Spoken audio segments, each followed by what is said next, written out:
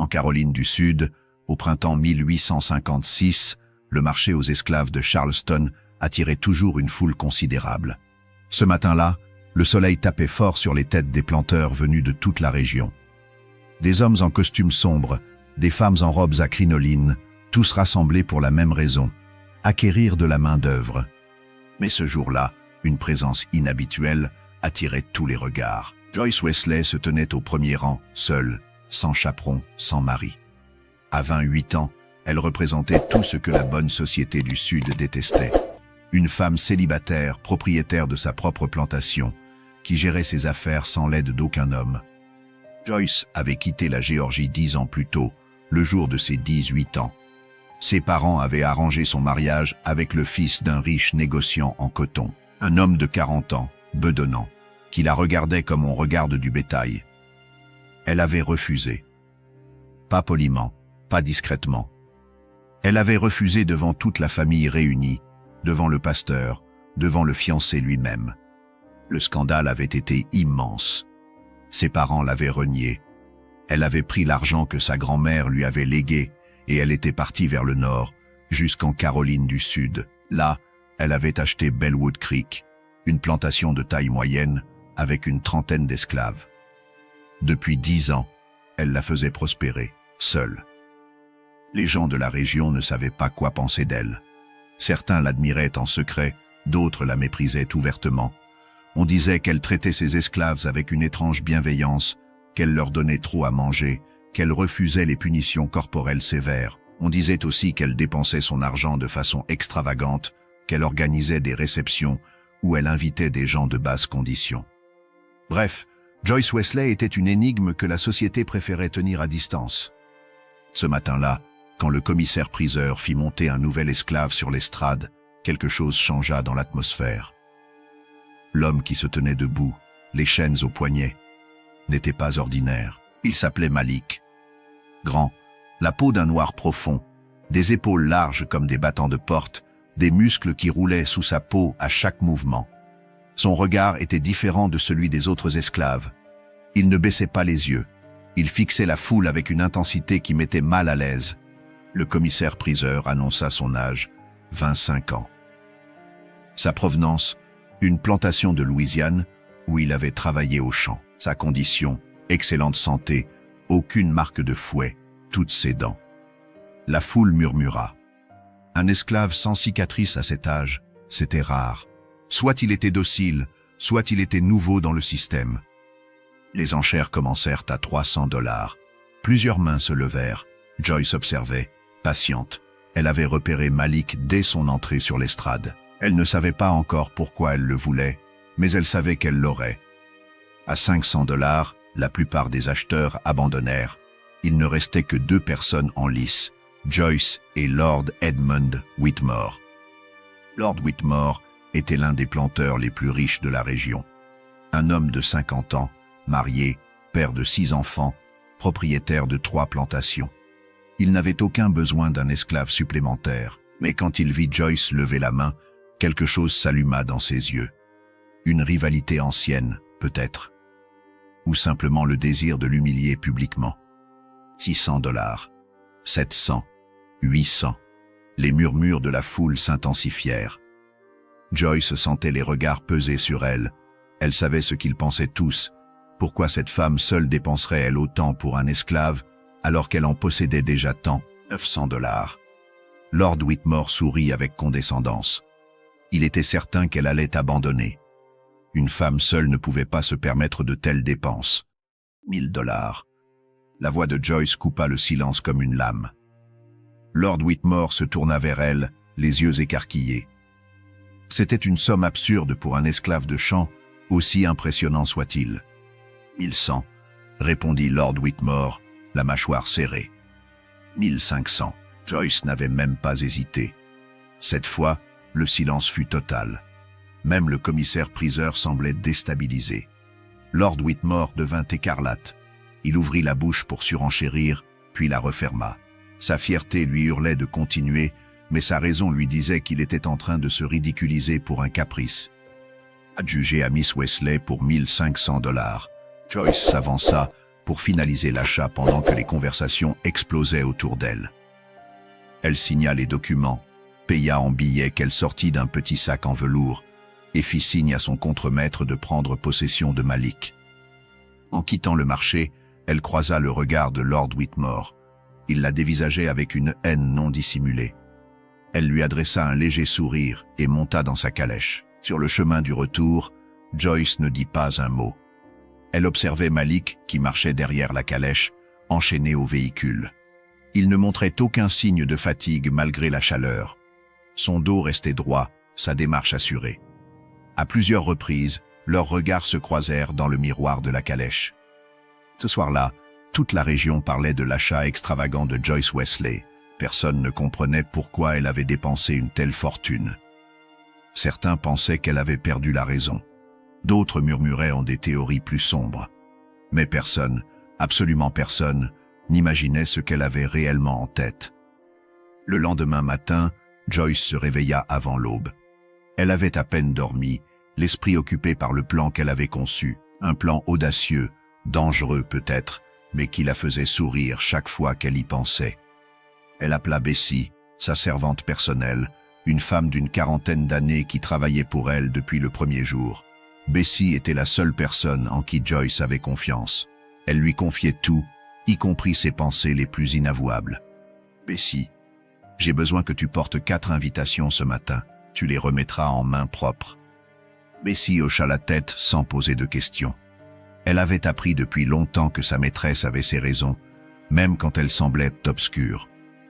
Joyce s'installa à son bureau et rédigea 4 lettres identiques. Elle invitait Lady Eleanor Prescott, Lady Henrietta Blackwood, Lady Constance Fairfax et Lady Victoria Thornbury à prendre le thé chez elle le lendemain après-midi. L'invitation était formulée avec une politesse impeccable, le genre de courtoisie qu'on ne pouvait refuser sans paraître grossière. Ces 4 femmes n'étaient pas choisies au hasard. Joyce les connaissait depuis des années. Elle faisait partie des rares personnes qui acceptaient encore de la fréquenter, même si c'était avec une certaine réticence. Chacune d'entre elles avait ses raisons de maintenir ce lien, et Joyce les connaissait toutes. Lady Eleanor Prescott était veuve depuis 2 ans. Son mari, un riche propriétaire terrien, était mort d'une crise cardiaque. À 35 ans, elle gérait seule un patrimoine considérable, ce qui lui valait le respect de la société. Mais Joyce avait vu autre chose dans ses yeux, une solitude profonde, un vide que toute sa fortune ne pouvait combler. Eleanor portait encore le deuil, mais ses joues avaient perdu leur couleur depuis bien avant la mort de son époux. Lady Henrietta Blackwood, 32 ans, était mariée à Lord Charles Blackwood, un homme connu pour son tempérament violent. Tout le monde savait qu'il la battait, mais personne n'en parlait. C'était une affaire privée, disait-on. Henrietta portait des robes à manches longues même en plein été, et elle sursautait au moindre bruit fort.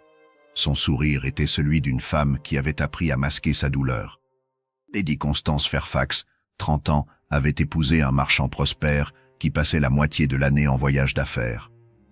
Lord Fairfax préférait visiblement la compagnie de ses associés à celle de sa femme. Constance vivait seule dans une grande maison vide, entourée de serviteurs silencieux. Elle comblait son ennui en participant à toutes les activités sociales possibles, mais Joyce avait remarqué la façon dont ses yeux se perdaient dans le vide quand elle croyait que personne ne regardait. La plus jeune était Lady Victoria Thornbury, 26 ans. Elle avait été mariée à 16 ans à Lord Reginald Thornbury, un homme de 60 ans aujourd'hui. Le mariage avait été arrangé par ses parents, avides de s'associer à une grande fortune. Victoria était belle, d'une beauté fragile qui attirait tous les regards, mais derrière son sourire parfait, Joyce avait deviné une cage dorée dont les barreaux se resserraient chaque jour. Ces 4 femmes avaient un point commun, elles étaient prisonnières. Prisonnières de leur mariage, de leur veuve, de leur convention. Elles jouaient toutes le rôle de l'épouse parfaite, de la veuve irréprochable, mais aucune d'entre elles n'était heureuse. Joyce le savait parce qu'elle avait passé des années à les observer, à les écouter lors des réceptions, à noter les détails que les autres ne voyaient pas. Bessie revint en fin de matinée avec 4 réponses. Toutes avaient accepté. Joyce sourit en lisant les mots polis, les formules de courtoisie. Elle viendrait demain, comme elle l'avait prévu. L'après-midi, Joyce se rendit au quartier des esclaves. Elle trouva Malik dans la case qu'on lui avait assignée. Il était assis sur une paillasse, le regard fixé sur la porte. Quand elle entra, il se leva immédiatement. Joyce le détailla longuement. À la lumière du jour, il était encore plus impressionnant que sur l'estrade. Sa peau brillait d'une lueur sombre, ses muscles semblaient sculptés dans l'ébène. Mais ce qui la frappait le plus, c'était son regard. Intelligent, perçant, sans la soumission qu'on attendait d'un esclave. « Tu sais pourquoi je t'ai acheté ?» demanda-t-elle. « Non, maîtresse. » Sa voix était grave, profonde. Joyce hocha la tête. « Demain après-midi, tu viendras dans la grande maison quand je t'appellerai. Tu porteras seulement un pantalon, pas de chemise. Tu te présenteras devant mes invités et tu feras exactement ce qu'on te dira de faire. Tu comprends ?» Malik la regarda longuement avant de répondre. « Oui, maîtresse. » Joyce quitta les quartiers sans ajouter un mot. Elle avait posé les premières pièces de son échiquier. Le reste dépendrait de la façon dont ses pions réagiraient. Le lendemain, à 3 heures précises, les 4 calèches arrivèrent devant Bellwood Creek. Joyce les accueillit sur le perron, vêtue d'une robe bleue qui défiait les conventions du deuil qu'elle n'avait jamais porté et du mariage qu'elle n'avait jamais contracté. Lady Eleanor descendit la première, toujours en noir, son visage pâle encadré par un chapeau austère. Lady Henrietta suivit, ses mouvements prudents trahissant une douleur qu'elle tentait de dissimuler. Lady Constance arriva ensuite, bavarde et nerveuse comme à son habitude. Enfin, Lady Victoria, la plus jeune, la plus belle, avec ses boucles dorées et ses yeux d'un bleu délavé.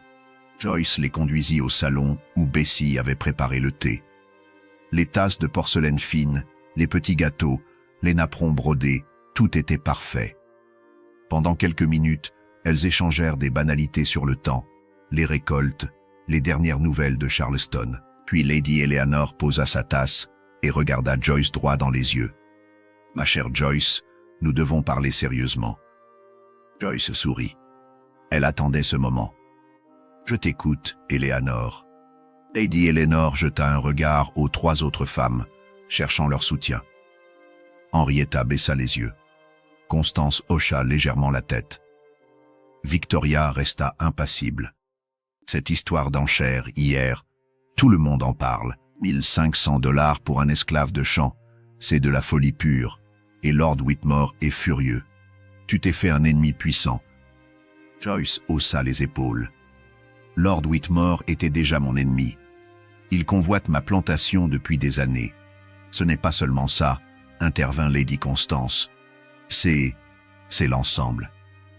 Ta façon de vivre, Joyce, tu n'as pas de mari, pas de famille, tu vis seul au milieu de tes esclaves, tu fais des dépenses inconsidérées. Les gens parlent. Les gens ont toujours parlé, répondit Joyce calmement. Cela ne m'a jamais empêché de dormir. Lady Henrietta leva timidement la main, comme si elle demandait la permission de parler. Joyce, nous sommes tes amis. Nous te le disons pour ton bien.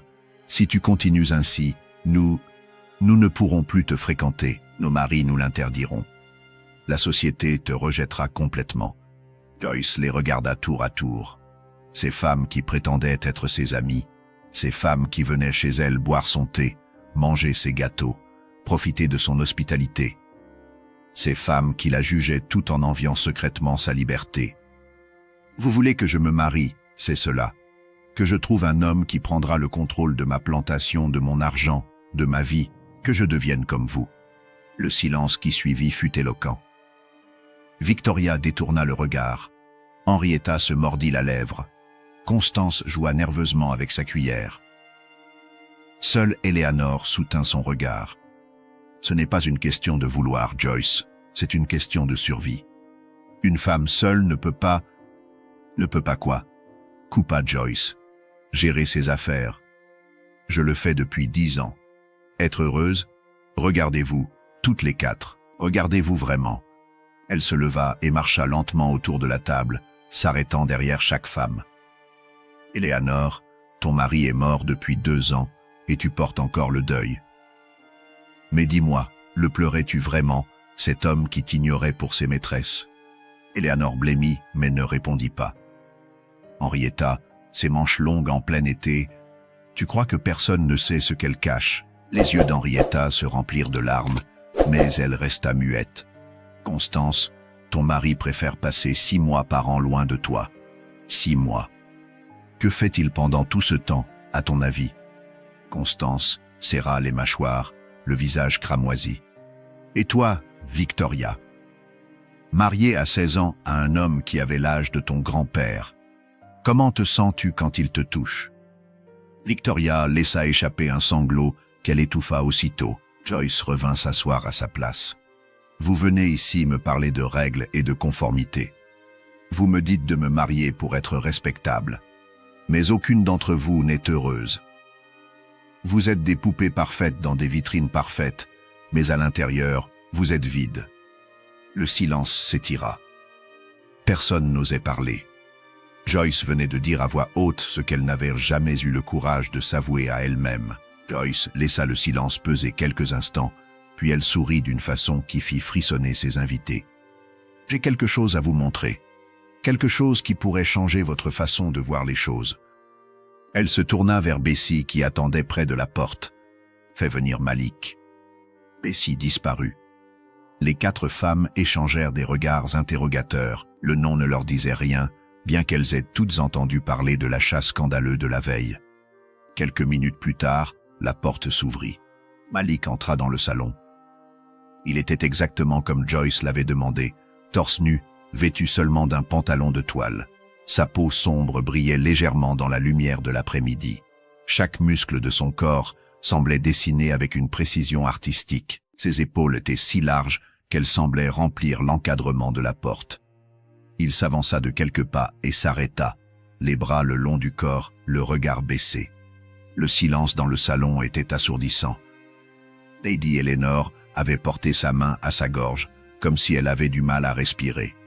Lady Henrietta regardait fixement, les lèvres entr'ouvertes. Lady Constance avait renversé quelques gouttes de thé sur sa robe sans même s'en rendre compte.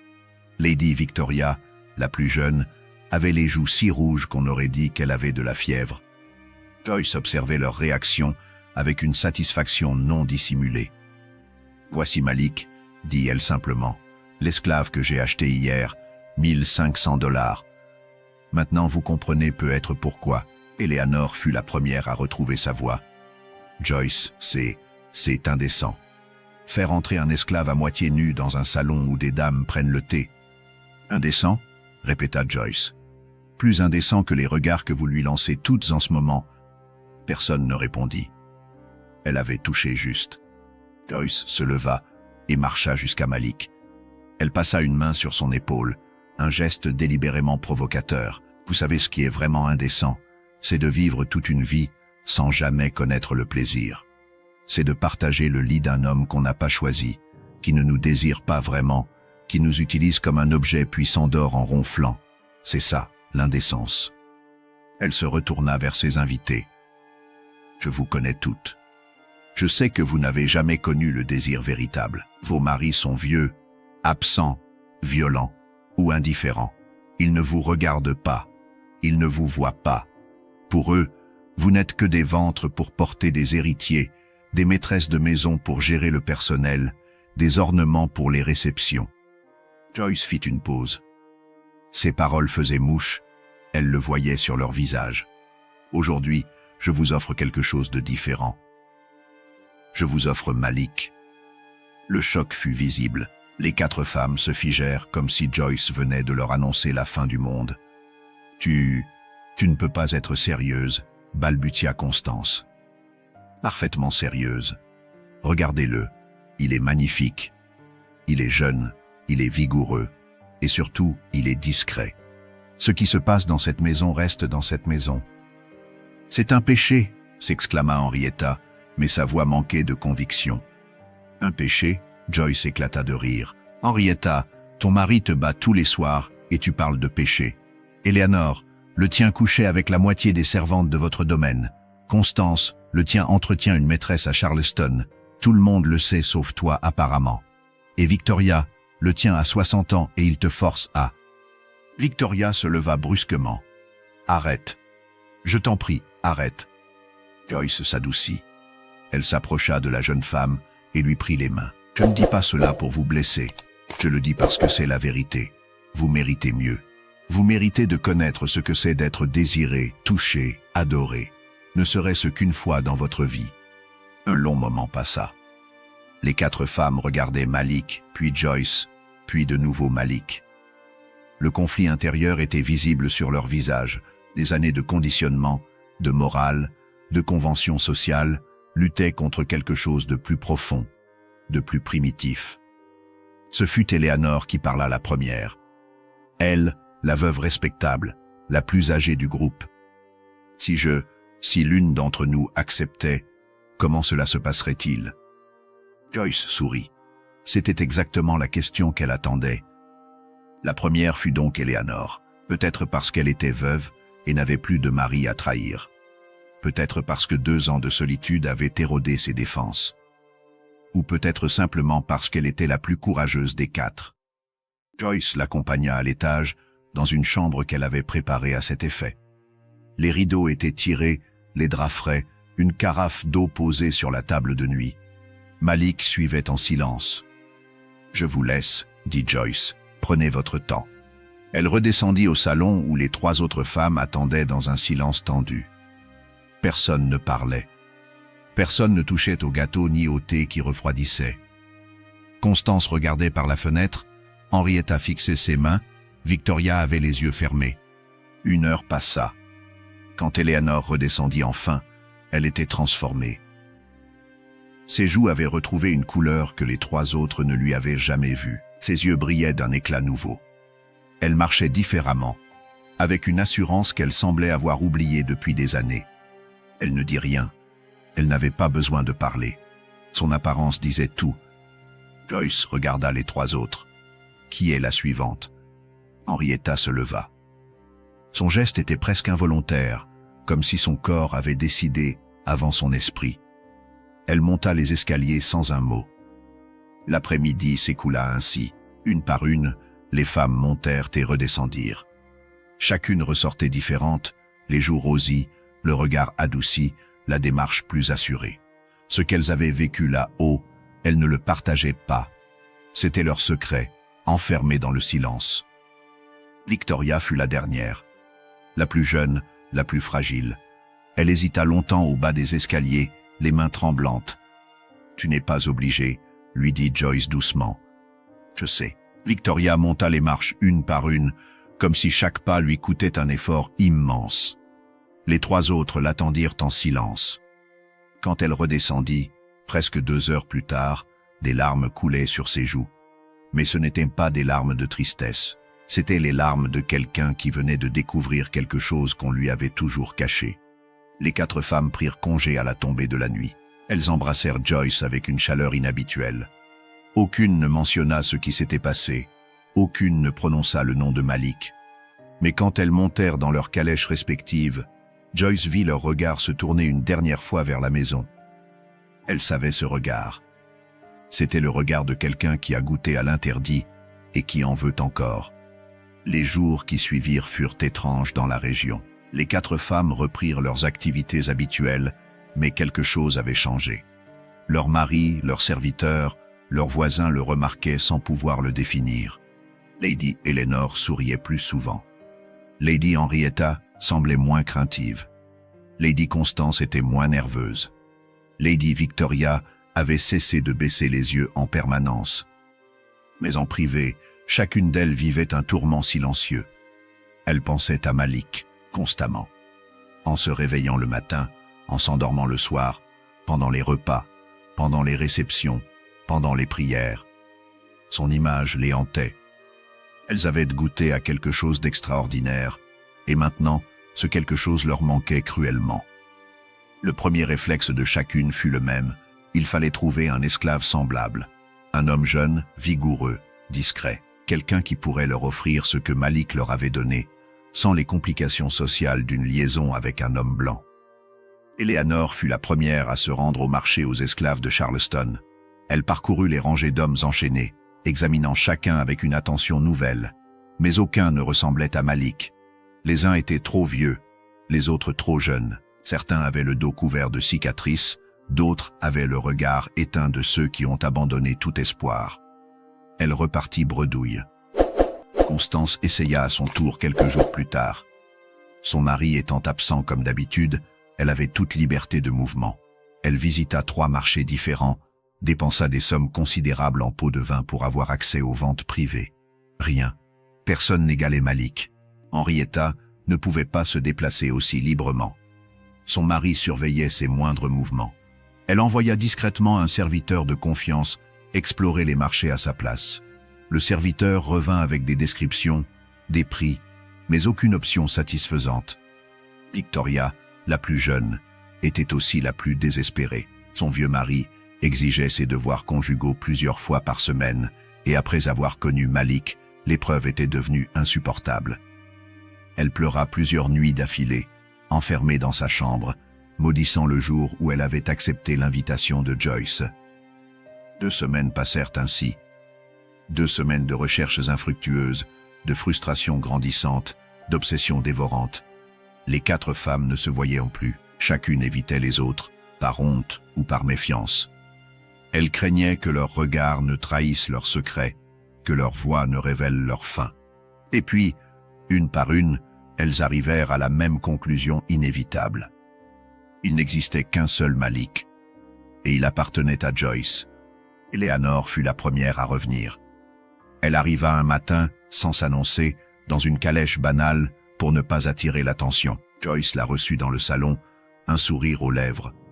Elle savait pourquoi Eleanor était là. Elle l'avait su avant même que la calèche ne s'engage dans l'allée. « J'aimerais » commença Eleanor avant de s'interrompre. « Oui ?» Eleanor inspira profondément. Elle détestait ce qu'elle s'apprêtait à dire. Elle détestait la position dans laquelle elle se trouvait. Mais son besoin était plus fort que sa fierté. « J'aimerais revoir Malik. » Joyce hocha la tête lentement. « Je comprends. Mais tu réalises que ce n'est pas aussi simple. Il a beaucoup de travail à la plantation. Son temps est précieux. » Eleanor comprit immédiatement. « Je suis prête à payer. » Elles négocièrent. Eleanor accepta de fournir à Joyce 50 livres de son meilleur tabac et un collier de perles ayant appartenu à sa mère. En échange, elle aurait droit à une après-midi par semaine avec Malik. Constance arriva le lendemain. Sa proposition fut plus généreuse encore, de l'argent liquide, des faveurs politiques de la part de son mari absent, un accès aux meilleurs produits importés d'Europe que le commerce de son époux lui permettait d'obtenir. Henrietta vint le surlendemain, en secret, terrifiée à l'idée que son mari découvre son escapade. Elle n'avait pas grand-chose à offrir, mais elle proposa ses services comme informatrice. Elle connaissait tous les secrets de la haute société, tous les scandales étouffés, toutes les liaisons cachées. Joyce accepta. L'information valait parfois plus que l'or. Victoria fut la dernière. Elle se présenta les yeux rougis, tremblante comme une feuille. « Je n'ai rien, avoua-t-elle. Mon mari contrôle tout. L'argent, les bijoux, les propriétés. Je n'ai rien qui m'appartienne vraiment. » Joyce l'observa longuement. Cette jeune femme, si belle, si malheureuse, prisonnière d'un mariage qu'elle n'avait jamais voulu. « Tu as quelque chose, finit-elle par dire. Tu as ta présence. » Victoria ne comprit pas immédiatement. Joyce lui expliqua, elle avait besoin d'alliés dans la haute société, des femmes qui la défendraient publiquement, qui contrediraient les rumeurs, qui l'inviteraient aux réceptions dont elle était habituellement exclue. Victoria pouvait être cet allié. Le pacte fut scellé. En l'espace de quelques jours, Joyce avait transformé une après-midi de débauche en un véritable système. Elle dressait des emplois du temps, gérait les créneaux, collectait les paiements. Malik passait de l'une à l'autre selon un calendrier précis. Et Joyce, au centre de tout cela, accumulait richesse, faveur et pouvoir. Les premiers mois, le système fonctionna parfaitement. Chaque femme avait son jour assigné. Elles arrivaient discrètement, passaient quelques heures à Bellwood Creek, puis repartaient sans croiser les autres. Le secret était bien gardé. Mais l'être humain est ainsi fait que ce qui était suffisant au début devient vite insuffisant. Eleanor fut la première à demander plus de temps. Une après-midi par semaine ne lui suffisait plus. Elle voulait 2 jours, puis 3. Elle proposa d'augmenter ses paiements. d'offrir davantage de tabac, d'ajouter des bijoux. Constance réagit immédiatement. Si Eleanor obtenait plus de temps, elle en voulait autant. Elle doubla ses contributions financières. Henrietta, qui avait moins de ressources, commença à fournir des informations de plus en plus sensibles. Des secrets qui auraient pu détruire des réputations, ruiner des carrières. Elle était prête à tout pour ne pas perdre sa place dans la rotation. Victoria, elle, s'accrochait à sa présence aux côtés de Joyce dans les événements mondains. Elle défendait son amie avec une ferveur qui frisait le fanatisme, s'attirant les regards suspicieux de son mari. La compétition entre les 4 femmes devint féroce. Elles qui avaient été unies dans leur secret étaient maintenant rivales. Les regards qu'elles échangeaient dans les réceptions mondaines étaient chargés de méfiance et de jalousie. Joyce observait tout cela avec un mélange de satisfaction et d'inquiétude. Elle avait créé un monstre qu'elle ne contrôlait plus totalement. Les foyers commençaient à souffrir. Henrietta négligeait ses enfants, ce qui rendait son mari encore plus violent. Constance oubliait de gérer la maison pendant les absences de son époux. Victoria refusait de plus en plus souvent les avances de son vieux mari, prétextant des maux de tête, des indispositions. Les serviteurs commençaient à parler. Des rumeurs circulaient dans les cuisines, les écuries, les quartiers des esclaves. 4 grandes dames qui se rendaient régulièrement chez Miss Wesley, toujours à des jours différents, toujours discrètement. Même les esprits les moins imaginatifs finissaient par se poser des questions. Un soir, Lord Blackwood remarqua que sa femme portait un parfum différent. Un parfum qu'il ne reconnaissait pas, plus musqué, plus sauvage. Il la questionna. Elle mentit maladroitement. Il la frappa plus fort que d'habitude. Lord Thornbury, malgré son grand âge, n'était pas aveugle. Il avait remarqué que Victoria changeait.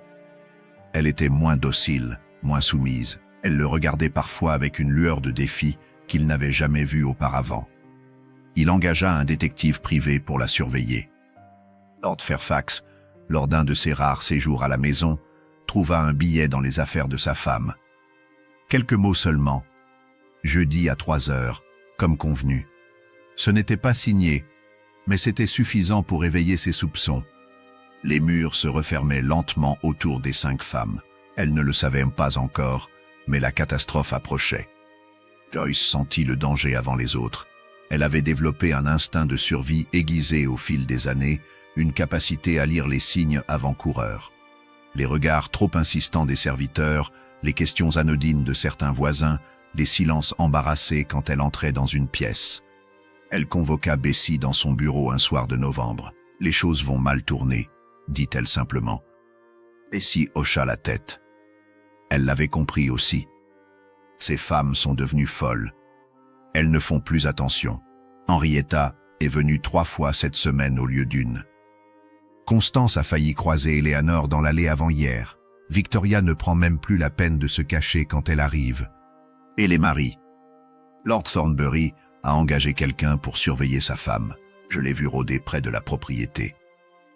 Lord Blackwood a interrogé 2 de ses esclaves sur les déplacements de Lady Henrietta. Quant à Lord Fairfax, il a écourté son voyage et rentre demain. Joyce ferma les yeux. Elle avait cru pouvoir contrôler la situation, utiliser ses femmes à son avantage. Mais elle avait sous-estimé la puissance du désir, sa capacité à obscurcir le jugement, à détruire la prudence. Si le scandale éclate, murmura-t-elle, je serai la première à tomber. Ces femmes me sacrifieront sans hésiter pour sauver leur peau. Bessie ne dit rien, c'était exactement ce qu'elle pensait. Joyce passa la nuit à réfléchir. Au petit matin, elle avait pris sa décision. Le problème n'était pas les femmes. Le problème était Malik. Sans lui, les femmes n'auraient en plus de raison de venir. Sans lui, le système s'effondrerait. Sans lui, tout pourrait redevenir comme avant. Elle se leva et alla chercher un petit flacon qu'elle gardait caché au fond de son armoire. Un poison qu'elle avait acheté des années auparavant à un apothicaire peu scrupuleux de Charleston. Juste au cas où, s'était-elle dit à l'époque. On ne sait jamais. Le moment était venu de l'utiliser. Ce soir-là, Joyce fit préparer un repas spécial pour Malik. C'était inhabituel. D'ordinaire, les esclaves mangeaient ce qu'on leur donnait, sans fioriture. Mais Joyce prétendit que c'était une récompense pour son bon travail. Bessie apporta le plateau dans la case de Malik. Du poulet rôti, des légumes frais, du pain blanc et un verre de vin. Un seul verre, dans lequel Joyce avait versé le contenu du petit flacon. Malik regarda le repas avec méfiance. Après des mois passés à Bellwood Creek, il avait appris à se méfier de tout ce qui sortait de l'ordinaire. « Pourquoi ?» demanda T.I. à Bessie. Bessie évita son regard. « La maîtresse veut te remercier. »« Me remercier de quoi ?» Bessie ne répondit pas. Elle posa le plateau et sortit rapidement. Malik observa la nourriture pendant un long moment. Il avait survécu à des années d'esclavage en écoutant son instinct. Et son instinct lui hurlait de ne pas toucher à ce repas. Mais il avait faim, et le vin sentait bon. Et peut-être, après tout, la maîtresse était-elle sincère. Il but le vin d'un trait. Le poison agit lentement, comme Joyce l'avait prévu.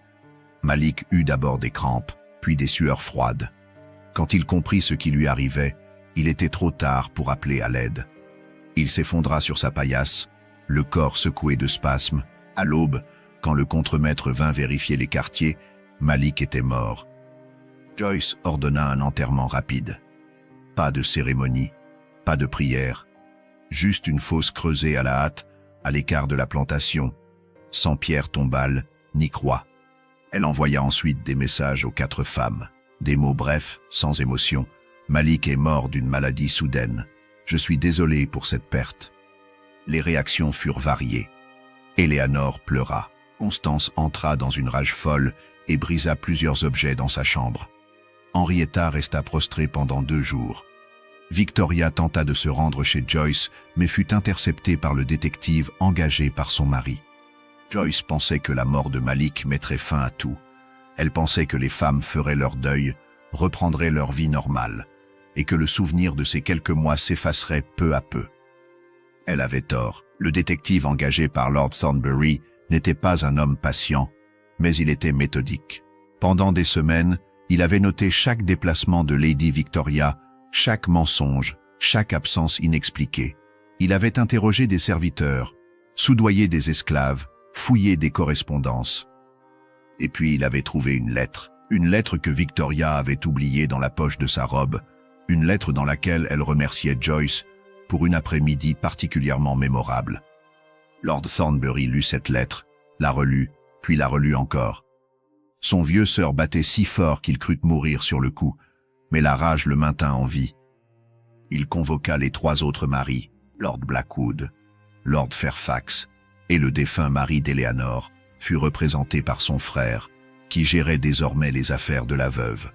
Les 4 hommes se réunirent dans le bureau de Lord Thornbury et partagèrent leurs découvertes respectives. Chacun avait des preuves, des lettres, des témoignages de serviteurs, des objets compromettants. Mis bout à bout, ces éléments racontaient une histoire claire et scandaleuse. Leurs femmes avaient fréquenté la propriété de Joyce Wesley de façon régulière. Elles avaient payé pour ces visites avec de l'argent, des bijoux, des faveurs. Et au sort de tout cela, il y avait eu un esclave. Un esclave avec lequel elles avaient entretenu des relations charnelles. Le choc fut immense. Même pour ces hommes habitués aux intrigues et aux scandales de la haute société, cette révélation dépassait tout ce qu'ils avaient pu imaginer. Ils décidèrent d'agir publiquement. Non pas pour protéger l'honneur de leur famille, mais pour le détruire. Car s'ils devaient porter la honte, ils feraient en sorte que les femmes portent le fardeau le plus lourd. Une assemblée extraordinaire des notables fut convoquée. La nouvelle se répandit comme une traînée de poudre. Tout le comté serait présent pour assister à ce qui s'annonçait comme le procès du siècle. La salle du tribunal de comté n'avait jamais été aussi remplie. Des planteurs, des marchands, des ecclésiastiques, des femmes de la bonne société, tous s'étaient massés pour assister à l'événement. L'air était lourd, chargé d'une excitation malsaine. Joyce Wesley fut amenée devant l'assemblée. Elle portait une robe simple, sans ornement. Ses cheveux étaient tirés en arrière, son visage calme, presque serein. Face à elle, les 4 femmes étaient assises au premier rang, encadrées par leur mari ou tuteur.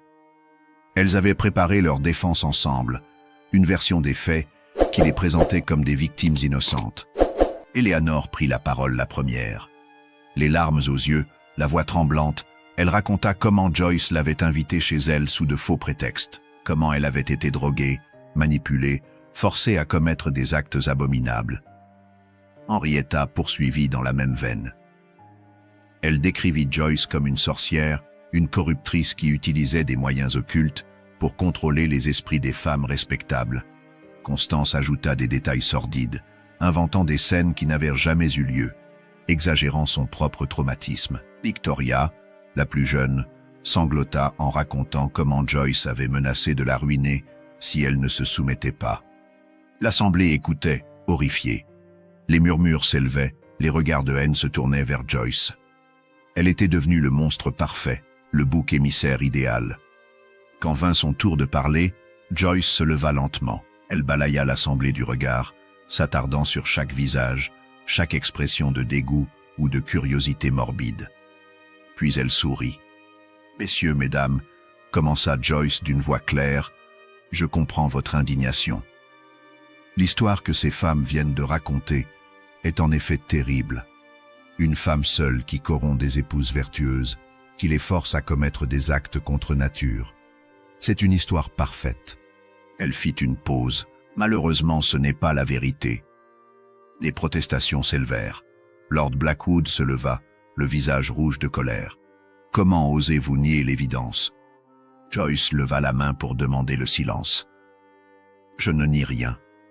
Je vais simplement vous montrer ce qui s'est réellement passé. » Elle se tourna vers la porte où Bessie attendait. Bessie s'avança, portant un coffret en bois ciré. Joyce ouvrit le coffret et en sortit plusieurs documents. « Voici des lettres », annonça T.L. Des lettres écrites par ces 4 femmes. Pas des lettres de victimes terrifiées, non. Des lettres de clientes impatientes. Elle lut la première à voix haute. C'était une lettre d'Eleanor, datée de quelques semaines après la première rencontre. Elle y demandait à Joyce de lui accorder plus de temps avec Malik, proposant en échange des bijoux de famille. La deuxième lettre était de Constance. Elle y décrivait en termes explicites ce qu'elle espérait faire lors de sa prochaine visite. La troisième venait d'Henrietta. Elle y remerciait Joyce pour les moments de bonheur que Malik lui avait offerts, les premiers depuis son mariage maudit. La quatrième était de Victoria. La plus jeune y confessait son amour naissant pour l'esclave, sa haine pour son vieux mari, son désir de s'enfuir. À mesure que Joyce lisait, le silence se faisait plus profond. Les 4 femmes avaient perdu toute couleur. Leurs mensonges s'effondraient. Mais Joyce n'avait pas terminé. Elle sortit du coffret une série de bijoux. Des boucles d'oreilles, des colliers, des broches. Chaque pièce était gravée aux initiales de sa propriétaire originale. « Voici les paiements qu'elles m'ont faits, » dit Joyce. Pas sous la contrainte. De leur plein gré. Elle sortit ensuite un registre relié de cuir. Et voici les dates et heures de chaque visite, avec des notes sur ce que chacune a donné en échange. Enfin, elle se tourna vers Bessie. « Bessie travaille pour moi depuis 10 ans. Elle a tout vu, tout entendu. Elle peut témoigner de chaque détail. » Bessie s'avança et commença à parler. Sa voix était calme, précise. Elle décrivit les arrivées furtives, les après-midi passés à l'étage, les départs satisfaits. Elle nomma des dates, des heures, des détails que seule une témoin directe pouvait connaître. Quand elle eut terminé, le silence était total. Lord Thornbury se leva, tremblant de rage et d'humiliation. Son regard passa de sa jeune épouse à Joyce, puis revint à Victoria. « Ainsi donc, dit-il d'une voix brisée, elles étaient en toutes consentantes. » Joyce hocha la tête. Plus que consentante. Elle se battait pour obtenir plus de temps. Elle me suppliait. Les 4 femmes restaient pétrifiées. Leur stratégie s'était retournée contre elles.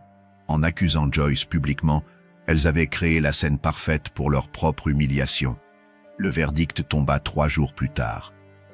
Les preuves étaient accablantes, les témoignages irréfutables. Chacune des 5 femmes fut reconnue coupable. Joyce Wesley fut condamnée pour corruption des mœurs, incitation à la débauche et meurtre par empoisonnement. L'enquête avait révélé les circonstances suspectes de la mort de Malik. Plusieurs esclaves avaient témoigné avoir vu Bessie apporter un repas spécial ce soir-là. Un apothicaire de Charleston s'était souvenu d'avoir vendu un flacon de poison à une jeune femme correspondant à la description de Joyce. Sa plantation fut saisie et mise aux enchères. Lord Whitmore, celui qu'elle avait humilié lors de la vente aux enchères, la racheta pour une fraction de sa valeur. Joyce fut bannie de Caroline du Sud, condamnée à l'exil permanent. Elle quitta la région sans un sou, sans une amie, le nom de Wesley désormais synonyme de scandale et de dépravation. Lady Eleanor Prescott perdit tout ce que son défunt mari lui avait laissé. Le frère de celui-ci, scandalisé par les révélations, obtint le transfert de l'héritage à son propre nom. Eleanor fut contrainte de quitter sa grande maison et de s'installer dans une pension modeste de Charleston où personne ne la regardait plus. La veuve respectable était devenue une paria dont on chuchotait le nom dans les salons. Lady Henrietta Blackwood subit la vengeance de son mari violent. Lord Blackwood obtint une séparation légale, chose rare mais possible dans les circonstances exceptionnelles. Il garda les enfants, la maison, les biens. Henrietta fut renvoyée chez ses parents en Virginie, portant sur ses épaules la honte de toute sa famille. Ses frères refusèrent de lui adresser la parole. Sa mère pleura de honte jusqu'à sa mort, quelques mois plus tard. Lady Constance Fairfax vit son mariage annulé par l'Église. Son mari, qui avait pourtant ses propres secrets et sa propre maîtresse, saisit l'occasion de se débarrasser d'une épouse devenue encombrante. Constance perdit son titre, ses privilèges, sa place dans la société. Sans ressources, sans compétences pratiques, elle dut accepter un poste de gouvernante chez une famille du Nord qui n'avait jamais entendu parler du scandale de Bellwood Creek. Elle y passa le reste de ses jours, élevant les enfants des autres. Lady Victoria Thornbury Connaught peut être le sort le plus cruel. Son vieux mari la répudia publiquement, déclarant qu'il ne voulait plus jamais voir son visage. Il la déshérita complètement, fit effacer son nom de tous les documents officiels, interdit à quiconque de sa maison de prononcer son prénom. À 26 ans, Victoria se retrouva sans rien. Une tante éloignée accepta de l'héberger par charité chrétienne, mais la traita comme une servante. Victoria passait ses journées à nettoyer, à coudre, à subir les remarques humiliantes de sa tante et de ses cousines. Un an passa. La plantation de Bellwood Creek prospérait sous la direction de Lord Whitmore. Les champs de coton donnaient en de bonnes récoltes, les esclaves travaillaient dur, la vie suivait son cours. Parfois, quand le vent soufflait du sud, on pouvait sentir une odeur étrange près du petit bois, à l'écart de la propriété. C'était là que Malik avait été enterré, dans une fosse anonyme, sans pierre ni croix pour marquer l'endroit. Dans la région, on racontait l'histoire des 5 de Bellwood Creek. C'était devenu une sorte de légende, un avertissement que les mères murmuraient à leurs filles. « Voilà ce qui arrive aux femmes qui oublient leur place », disait-elle. « Voilà ce qui arrive quand on cède à la tentation. » Les 5 femmes ne se revirent jamais. Dispersées aux 4 coins du pays, elles vécurent le reste de leurs jours dans l'ombre, portant le poids de leur honte. Joyce Wesley mourut quelque part dans le nord, seule, oubliée de tous. Certains disaient qu'elle avait sombré dans la folie, passant ses dernières années à parler à des fantômes. D'autres prétendaient qu'elle avait trouvé la paix, qu'elle avait accepté son sort avec la même détermination qui l'avait caractérisée toute sa vie. Eleanor Prescott vécut encore 15 ans dans sa pension minable, survivant grâce à de menus travaux de couture. Elle ne parla plus jamais de cette période de sa vie. Henrietta Blackwood mourut jeune, à 40 ans. Certains disaient que c'était de chagrin, d'autres que les coups de son frère avaient remplacé ceux de son mari. Constance Fairfax devint une gouvernante respectée, mais jamais aimée. Elle éleva 3 générations d'enfants qui ne surent jamais rien de son passé. Victoria Thornbury disparut un jour d'hiver, laissant derrière elle une note qui disait simplement « Je ne peux plus ». On ne retrouva jamais son corps. Et Malik. Malik resta dans sa fosse anonyme, oublié de tous. L'homme qui avait déclenché le scandale, dont le corps avait été l'objet de tant de désirs, dont la mort avait scellé le destin de 5 femmes, n'existait plus que dans les souvenirs de ceux qui préféraient ne pas se souvenir. L'histoire ne retint que la chute des femmes, jamais la vie volée de l'esclave.